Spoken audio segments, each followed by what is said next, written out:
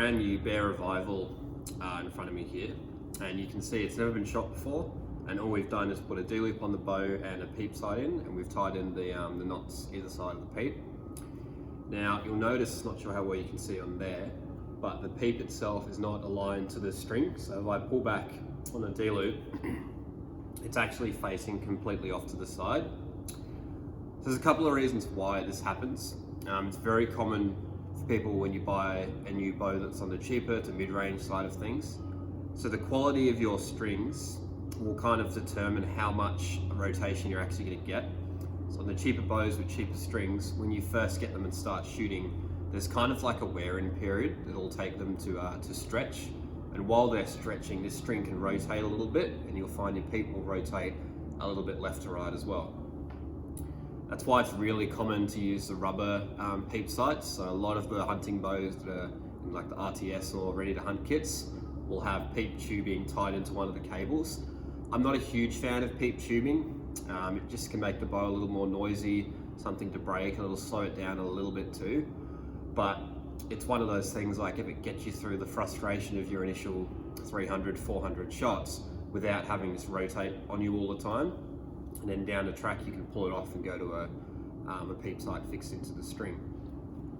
So your first issue, like I said, is string quality. The better your string, the less you're going to have of that. The second one is actually how it's aligned into the string. So if this was completely pointing the other way around, what I can do is put it into the bow press, which is good and well if you've got a bow press. If you haven't, then you don't have this option available to you. And you can actually just take the whole peep out, flip it around, put it back in. Or if it's just slightly out like it is now, I can put it in the press, take the string off the cam, give it a half a twist or a twist, and then put it back on. There is an issue with this though, because the string's going to have to kind of settle in again. So sometimes when you put it back on the cam and you shoot half a dozen to a dozen arrows, it will rotate slightly to the side.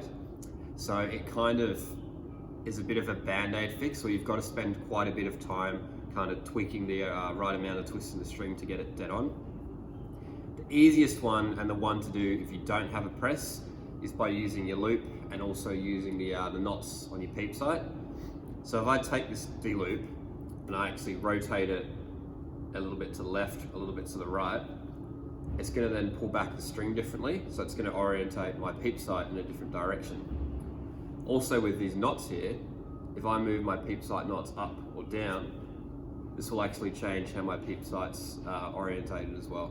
So essentially think of it kind of like a macro adjust to pull the actual string off of the cam, rotate it, put it back on. If you're just trying to micro adjust the angle of the peep, just use the knots tied into the string, or move your D-loop a little bit left to right. Now again, it really comes down to the quality of the strings and how much they've been shot in. And if you're looking at how to tie these peep knots, if you go back to an earlier video we've got on the channel, we'll show you how to tie those in as well.